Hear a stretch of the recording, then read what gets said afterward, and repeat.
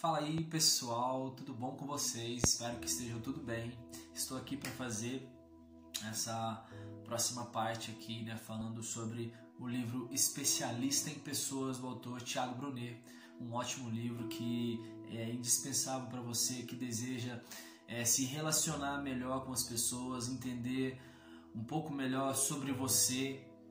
Esse é um ótimo livro, eu te indico muito para que você possa crescer como pessoa e nos seus relacionamentos.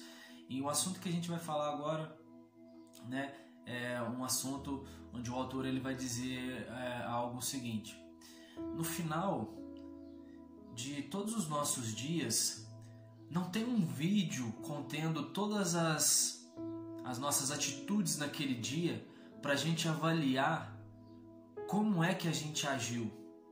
No final de cada dia, não tem um vídeo contendo todas as imagens, todas as atitudes que a gente fez para a gente analisar como é que foi o nosso dia, as coisas que a gente acertou, errou. Porque normalmente a gente coloca a culpa nas pessoas, nós dizemos que elas que estão erradas, que nós convivemos com pessoas difíceis, mas será que não está sendo nós, essas pessoas difíceis? Então entenda que com um sorriso a gente pode mudar o dia de uma outra pessoa. Mas da mesma forma, uma grosseria também você pode acabar estragando o dia de uma outra pessoa. E isso é algo que a gente precisa observar, porque dependendo do nosso comportamento, a gente pode fazer aflorar sentimentos que estão dentro da pessoa. Por exemplo, se você está parado ali no semáforo ou num pare e de repente alguém buzina atrás de você. Tipo, você está esperando o sinal, é uma coisa normal, Você está esperando a hora de você arrancar com o seu carro, mas de repente o motorista que está atrás de você, ele começa a buzinar, começa a te xingar. Se você responde à altura dele, você pode estar fazendo com que aquela pessoa fique tão irada a ponto de descer do carro e querer criar uma confusão com você. Agora eu te pergunto, será que isso vale a pena? Será que você prefere ser aquela pessoa que diz assim, olha, eu não levo desaforo para casa? Ou você simplesmente espera aquela fúria passar e pronto, sabe? Segue o seu caminho e você não cria um problema. Então entenda que às vezes, você pode estar colocando combustível para aflorar um sentimento muito negativo na vida das pessoas. Mas da mesma forma que você pode aflorar às vezes o sentimento negativo, você também pode fazer com que os sentimentos positivos eles venham se aflorar mais ainda. Fazer elogios, sorrir para as pessoas. Você vai estar sempre atraindo aquilo que você está emanando, aquilo que você está refletindo na vida das pessoas. A Bíblia vai dizer que da mesma forma que a gente quer ser tratado, que a gente também trate as pessoas. No livro de Mateus, a Bíblia vai falar sobre isso. E uma história interessante que o autor vai contar no livro é o seguinte, que existia uma casa chamada a Casa dos Mil Espelhos. Essa Casa dos Mil Espelhos, um dia um certo cachorrinho que era muito sorridente, ele ficou sabendo dessa casa e resolveu ir visitá-la. E aí quando ele chegou dentro dela, ele ficou muito feliz porque ele agora viu um monte de imagens de cachorrinho felizes, sorrindo. Então aquela casa foi incendiada com uma alegria muito grande. Aquele cachorrinho disse o seguinte: eu quero voltar aqui sempre. Sabe, aqui é um lugar muito agradável. Da mesma forma existia um outro cachorrinho que ele era muito triste, sempre com a cara raivosa.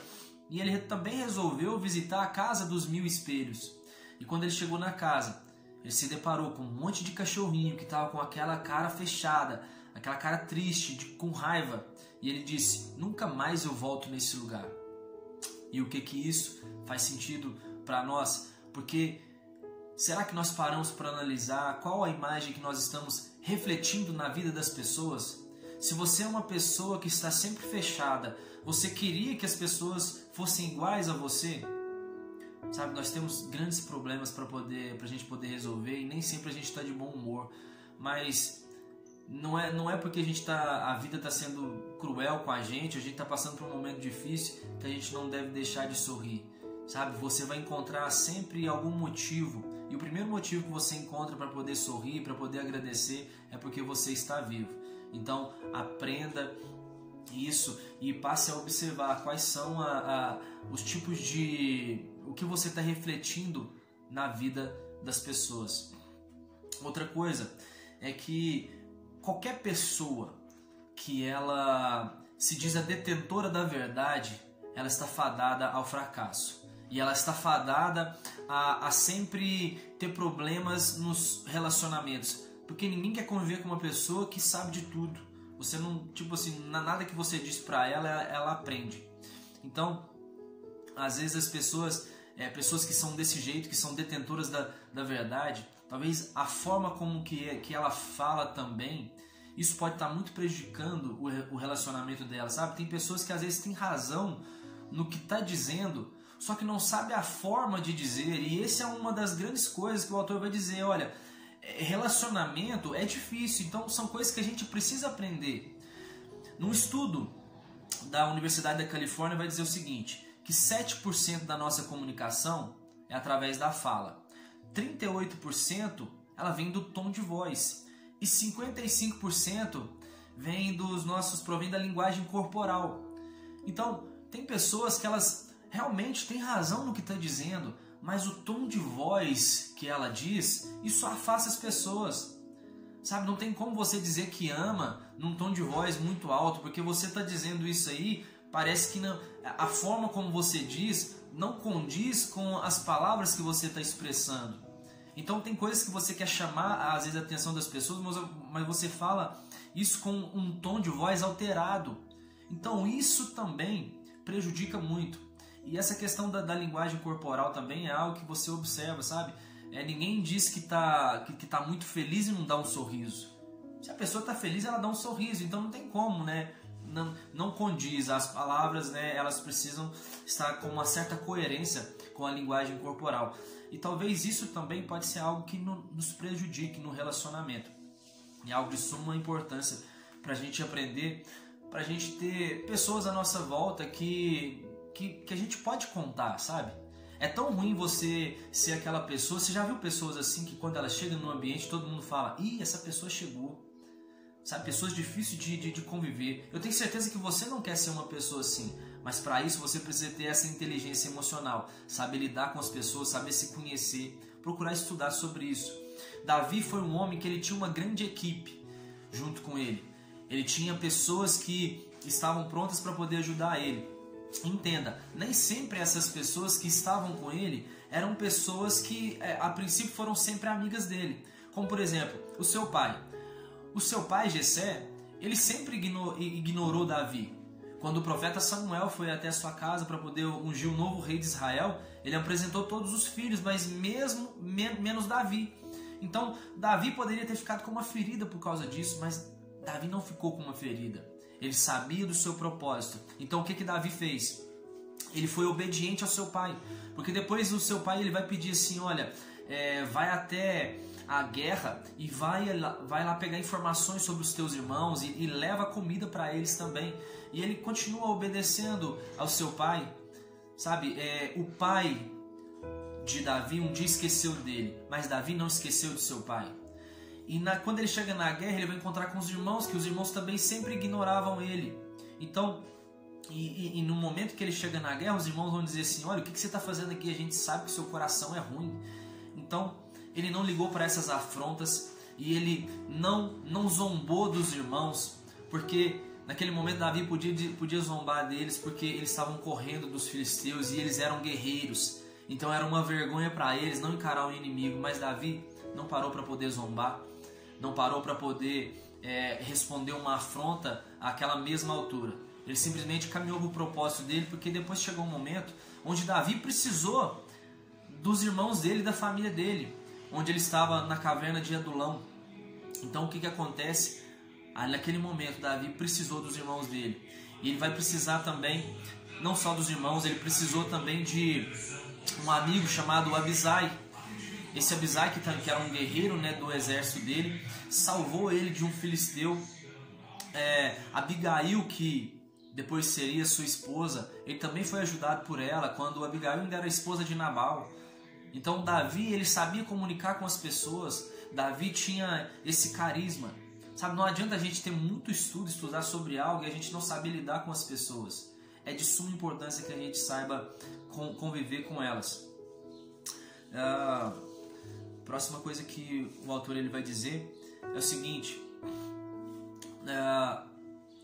tudo isso que a gente fala sobre poder se relacionar com as pessoas, da gente avaliar as nossas atitudes, saber o que a gente está refletindo na vida das pessoas, isso serve para o mundo que a gente vive, sabe? Porque se a gente fosse, né, passar isso para um mundo ideal, no mundo ideal a gente não precisava saber como agradar as pessoas, tratar elas bem, as pessoas iam sempre nos agradar, nunca iriam nos decepcionar, mas no mundo real é assim. Agora, a Bíblia vai dizer que esse mundo ideal ele já existiu. Esse mundo era o Jardim do Éden, porque foi um mundo que Deus ele colocou para nós. Lá a gente tinha provisão, a gente tinha relacionamento, a gente tinha descanso, sabe? Tudo isso a gente tinha. Então a gente perdeu isso. E perdeu isso por quê? Porque o homem desobedeceu a Deus. O homem foi rebelde. Então essa rebeldia fez com que ele agora tivesse que aprender um novo modus vivendi. Mas agora eu te digo uma coisa, tem como a gente voltar para como era, a viver como era no Jardim do Éden. O primeiro passo que o autor vai dizer aqui, o primeiro passo para a gente poder viver como era no jardim é através da oração. Porque o nosso corpo ele é composto de corpo, alma e espírito. Então o alimento ele é para o corpo, o conhecimento é para a alma e a oração é para o espírito. Então para que a gente sustente o nosso corpo, a oração ela é imprescindível. Porque sem alimento o nosso espírito ele vai perecer. Primeira coisa é a oração. Outra coisa que ele vai dizer, um exercício que ele vai falar também, você que às vezes tem costume de explodir, ficar muito nervoso, faça um exercício. Anote o momento em que você explodiu, que você teve um ato assim de ira, e olhe quando foi isso, com quem que você irou, o porquê e onde. Faça esse exercício e veja os resultados para você se conhecer melhor. Outra coisa que ele vai dizer, comunicação não violenta. Olha, existe uma grande realidade entre o que eu estou dizendo, e o que você está entendendo. Então, isso é de suma importância, você saber que as pessoas podem interpretar aquilo que você está dizendo, de uma forma totalmente diferente daquilo que você quer dizer.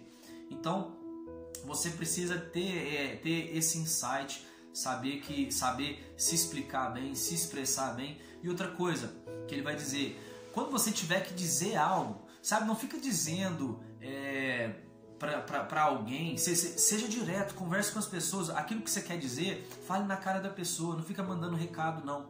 Jesus, quando ele queria chamar a atenção de alguém, ele pegava, uma certa vez ele chamou os religiosos de raça de víboras, porque ele falou na cara deles, olha, eu não estou querendo que vocês saibam, eu não estou mandando recadinho não, estou falando que vocês são isso. É mais fácil você encarar as pessoas olho no olho, fazer essa comunicação tete a tete, para que você possa se relacionar bem, não fica tentando ser uma pessoa, maquiando a sua imagem, querendo melhorar a sua imagem, não seja quem você é.